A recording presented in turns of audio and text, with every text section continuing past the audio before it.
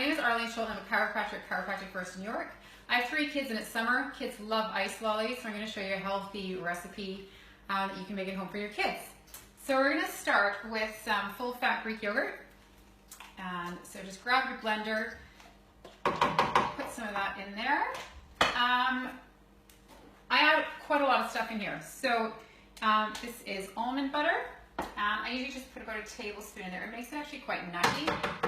So put that in there. You can have some chia seeds. Just put a sprinkle of those in there. Honestly, they can't taste them. They won't know they're in there. When your kids aren't looking, you can put a few leaves of spinach. And I say that as my son is videoing this for me. So we're going to hide those in there. We always have frozen berries in the freezer. So we make smoothies and ice lollies regularly. They're just a nice healthy snack, and it doesn't matter how many of these they have a day. As your bananas are going brown, most kids don't like to eat these, neither does my husband when they're going brown. So I often just chop them up and freeze them, but these are also perfect to put in your ice lolly mixture. So just throw a few of those in there. I'm going to add some coconut oil. This is a good healthy fat. You just put about a half tablespoon of that in. So that goes in there like that. You can put any type of milk in there. I like almond butter or almond milk. It makes it a little bit nutty.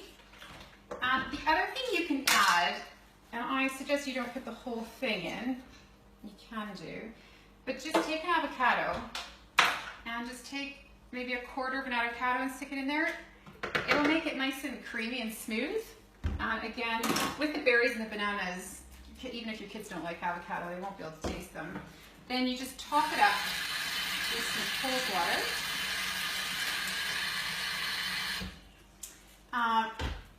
Whiz it all together.